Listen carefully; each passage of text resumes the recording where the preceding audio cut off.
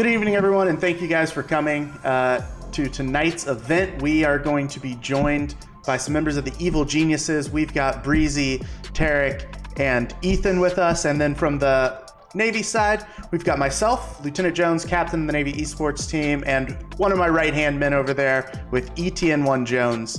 We're going to be asking each other some questions, and then we're going to be answering some questions from chat that we've got. So to kick it off, I'm just going to throw one out right to the Evil Geniuses right off the bat. What was the hardest skill for you guys to master as a professional gamer? I'd say probably discipline. At the start, it's kind of hard to take it seriously, just because it was kind of just playing games. It was your first time, but over the years, you kind of learn. Especially now, how much it's grown over the couple years. It's definitely it's a real job. You need to put your all into it. But for those who want to join the professional gaming scene, right? For those people who haven't quite made it yet, are there any skills that make them stand out in a pool of casual gamers? Would you still say discipline, or is there something that could make them stand out even more? I think for me at least, because I switched over from console to PC, so the biggest thing for me was learning how to mechanically play the game that I'm playing. So I'd say mechanical skill. And that comes with just playing whatever game. For me, it just took a little bit of time to learn how to use the keyboard and mouse as precise as I would like to, because it was obviously a learning curve when you're coming from something you're not used to. So I'd say just learning how to use the mechanics of your keyboard and I'm in the middle of that pain transition right now, man. I feel you. Coming from the sticks to mouse and key is impossible right now. Feel your pain, dude. Yeah, and me and ETN1 Jones here, we played video games, since we were born, right out of the womb, started picking up a controller. For us, just moving into this higher level gaming world, right? Because we've been living in this casual world. We tried out for the team, we made it, and now we're in this, it's really a higher skill level here. Do you guys have any advice for us? I really think it's a lot of it is just putting the time in, just like any other skill in life, where it's practice makes perfect, and playing video games is no different. If you want to be good, you have to invest the time, and not only time, but you have to actually be passionate about it as well. It has to be something you care about. So you have to actually want to get good and get better. So you have to also enjoy it, in my opinion. If you're forcing yourself to play and you don't really have fun, then I think you'll have a much harder time compared to someone who actually enjoys it and is really passionate about gaming. I think I could probably speak for all of us on EG at least. I think for all of us, we got into gaming because we really had fun, and it was a way for us to get away and just have a good time and stress-free and hang out with your friends, play some games. But then we just got really good over time, and then that's when it started to get competitive and stuff like that. But yeah, I think enjoying it and grinding is a big part of how you can get good fast. So speaking of that, getting good fast, how much training do you guys do, and what kind of training do you actually do for your guys' job on the EG team? Yeah, so I think usually we're practicing 5 to 6 days a week, and every day our team practice is around 7 to 8 hours.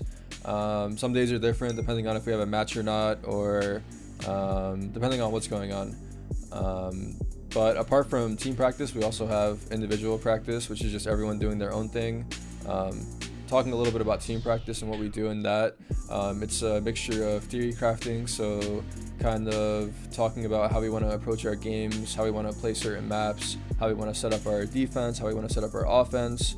Also in practice, we get to play the other top teams in our region, and we sort of get to put these things to the test. So it's a mixture of a lot of things that go on in practice, but like I was saying, also outside of your team practice, usually most of us play individually as well, just to make sure that you're sharp. So it could be deathmatching, where you basically work on your aim and your movement. It could be just pugging, where you can work on your awareness, and there's basically a lot of different skills you can work on just outside of practice as well. But I would say on average, most of us are playing anywhere from 7 to 10 hours a day. Dang, that's a lot. That's a lot. Yeah. How do you guys prepare for those long hours day in, day out? Both physically and mentally, right? Because that's going to take a toll on you in a lot of different ways. How do you guys prepare? We make sure to have our breaks and stuff between our practice, so it's not all one drawn out day. We definitely make sure we're not super fatigued going into the last hour or two of the day, because then it's just not productive. So, but other than that, like individually, I think it's just how any other athlete would prepare. Just like make sure you sleep, get the food and nutrition you need, make sure you're fueled up for the day. It's just that kind of stuff. Nice. And I know one of the things we've noticed just between, grabbing these sailors and, watching them play video games is that a lot of those skills that they've developed in the Navy have really carried over into the video gaming, into their video gaming and really making them better players. But what skills have you guys worked on in game that you've seen transition to your life outside of the game? I think the communication is big. I think also attention to small detail.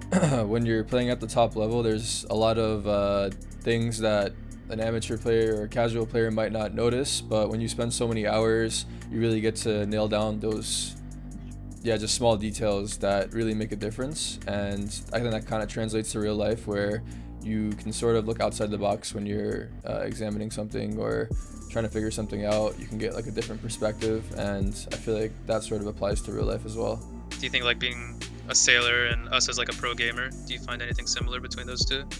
Well, I'll answer this one. So obviously we're not at your guys' level yet, right, with being programmer status, but I've definitely found similarities, right? So I'm a nuclear reactor operator. So things in my job, obviously, we're very detail oriented in everything we do. So when you're monitoring your panel of your nuclear reactor, you have to be able to identify like little changes or large changes, right? Anything quick moving on your gauges or your panel for your actual screens that we have. So being able to, being in that mindset constantly and, going on 3 deployments, you get really, really good at noticing those changes. You're able to snap to it, right? You just get that quick reflex of like, I have to do something about that. And I think that's probably one of the biggest things I've seen translate from job to game. High pressure situations, right? I feel like you guys get to experience that, and you might not experience in CS, but when you're at the top level and you're playing against the other best teams in the world, you definitely get put into those high pressure situations where I feel like also you guys can relate to that. I'm sure there's situations where there is pressure on the line of your job and your role, whether it's for your ship or wherever it is. I think that could sort of apply, right? Situations on the boat, I'm like, you want to talk about a real high pressure situation, you have a reactor emergency, and if you don't fix that in the next 30 minutes, well, your submarine could be going down. So yeah, in comparison, it's like, imagine you're on stage. For us, it would be like you're on stage, you have 20,000 watching you in the audience, millions watching online. It's right. 15-14, your team is down, you need to win this round for overtime. Yeah. So, nuclear operations is it seems a little bit like cake when it comes to the stage fright that I might have. It's just different type of pressure. I'm sure it's the same. Yeah. I'm sure it's very similar. So I have a question for you, Lieutenant Jones. Shoot. So you were a flight officer. What is that exactly like? In the back of an E2C Hawkeye. So what a lot of people, when they hear flight officer, they think pilot, right? We call ours naval aviators. So I wasn't actually flying the plane. I had a unique experience that very few people in the Navy get. And honestly, I think the particular experience and training I got is probably the most attuned to video gaming job I could have ever had in my life. So for what I did, I just got back on deployment about a year ago on the John C. Stennis, and we have basically 3 computers in the back of our plane and our goal is to conduct and, without getting too much into the nitty gritty, super secret squirrel kind of stuff. We did air traffic control in a tactical environment. So we controlled where all the fighters, bombers, all of our electronic suite, everything. We controlled where everything went in the air to counter what we were seeing out of other countries and to just keep the carrier safe. But it came with some unique hurdles and challenges. One of the hardest things, and one of the things I think that's helped me the most in all video games, is my call-outs, right? So in every game, being able to take that information you're hearing in and throw it out quickly, the information that you have, that's one of the hardest things to master, right? To be able to hear inputs from 4 different people on your team, figure out what you need and respond accordingly. When we're in the back of that plane, we have anywhere from 2 to 9 radios going off at the same time, different people talking to us, and we have to be able to ingest all that information and quickly make real-time tactical decisions about what we need our fighters to do. It's one of those things where the Navy's really trained me to be able to communicate quickly, take in information quickly, and make those split-second decisions. And my love for video gaming helped me get through it. A lot of people struggle through the process and the training that comes with it, because there is a lot of training. But my love of video games and me basically having all those skills already from video games helped me complete this training. So I got to do that in the back of an E2C from all across the world. What type of skills do you actually need to operate a nuclear reactor? I guess I'll answer this with the kind of people we take into this program. So some of the things we look for is very good grades in high school, right? You don't need a college degree, right? You just need very good grades in high school, and then a good score on your ASVAB exam. And then you need to prove to us that you're an integritous individual, right? So as long as you can prove to us those things, we'll put you into this program. Now, when you complete the school for actually operating the reactor, those things carry over that we expected from you from the very beginning. And then once you show us that you are integritous, that you can learn the material, that you are going to put all the effort into make sure that you're doing everything the right way 100% of the time, you'll start to develop the skills of understanding the science behind how nuclear reactors work, and you'll start to develop the reactions of, when I see temperature change in this way, I need to do this because my reactor is going to do this thing. So it's a lot of forward thinking. It's a lot of problem solving very quickly, and understanding math and science, right? We have to be able to understand the physics as it's happening. So it takes a lot of study to be able to understand everything that's happening right in front of you. Basically process it really quickly, right? Yeah, I mean, you don't necessarily have to have a calculator in your brain, right? I mean, we can do those calculations to figure out where reactor power is going to go based on a change in temperature. But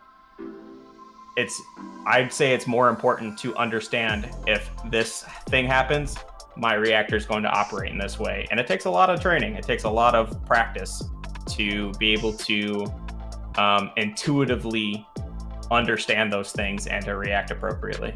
We flew off an aircraft carrier basically almost every day, and let me tell you, there is nothing that gets your heart pumping quicker. So when you think of an aircraft carrier, right, the top of the aircraft carrier is basically just filled to the brim with planes. We have people that are trained extensively on how to move these planes around, because when you're thinking about it, you're like, okay, it can't be that hard. But these planes are inches away from each other. So just to get them to the spot that they need to be on to fly off the plane is filled with so much pressure. You don't want to hit anybody, obviously, but at the same time, people are running everywhere on the flight deck trying to get everything ready. And then you get to the catapult. I don't know if you guys have ever gone on, if you guys like roller coasters or not. It's the most intense roller coaster ride I've ever been on in my life. They sit you down there and you're just waiting for them to give you the go. And the second that the pilot, puts the pedal to the metal, throws the throttle to max, the entire plane just starts rattling and the engine's going, but you're not moving. So this pilot has put the throttle up to max and you're stationary, and then the catapult shoots you off and the plane accelerates extremely quickly and you just go shooting off. It's one of the most intense roller coaster rides. Are you usually with the same pilot, or do you just switch it up and or you could have a different pilot a different day, or is it usually the same person you're with most of the time?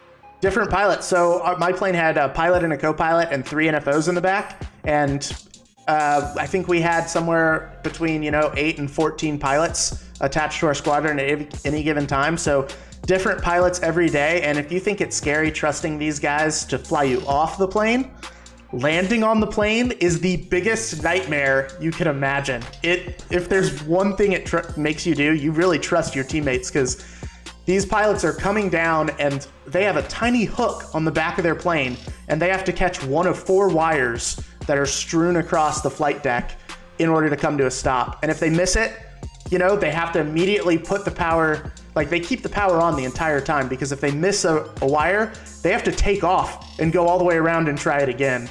There is nothing more scary, let me tell you. It's pretty crazy. I feel like it's pretty nerve-wracking for the pilot, but obviously they're super experienced and trained.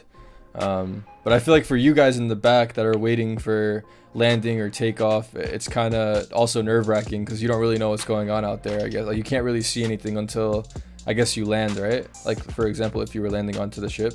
Oh yeah, we have basically a 4-inch diameter window in the back that we can kind of look at out of. But when you're coming down, your head is forward, you're locked in your chair, you're ready to go. And so you just have full trust in the pilots bringing you down. And I mean, sometimes it's extremely scary when you're coming in weather, when you're coming in just any time at night. And these pilots, you know, we've seen the training they do. They train every day. They fly every day, getting there, trying to do their, you know, get good at this. But it's still, every single time they are laser focused. Let's just say this: I'd take my submarine over doing that any day. I'll go under the water and hide. That's fine with me. Yeah, and trust me, after the 100th time, because I have over 100 catapult launches and landings on a carrier, let me tell you, after the 100th time, you would think that it gets easier, but whew, every time. All over again. Oh yeah. Okay, question for each of you to see if I can get an answer from. Esports, I mean, being a member of an esports team, a competitive esports team, it's a whole lifestyle, right? Whether you're training, you're working on it together, you're going to competitions, but what have you learned about yourself as a result of competing on an esports team? Ooh, good question. I think one thing I learned is that, especially like in a team environment, that you always need to bring your 100%, and even like as long as you can kind of bring your 100%, that's the best thing you could do. Even if you lose, I think like I'll be proud of myself for kind of doing what I had to do. I guess for me, I'd say, I guess for one, because like I didn't really play sports growing up, so like this is like my first real like sense of like a team and like being on like playing competitively. So like I guess what I found out is that I'm very competitive and winning feels good. So I love to win, and I guess yeah, just I'm really competitive and I'll do whatever it takes to win. Okay, fair enough. And now last person, Tarek. Yeah, I think I agree with that. I think just my eagerness to win and just my competitive side really came out playing Counter-Strike, just having to do whatever I need to do that it is to make sure that I'm on a winning team.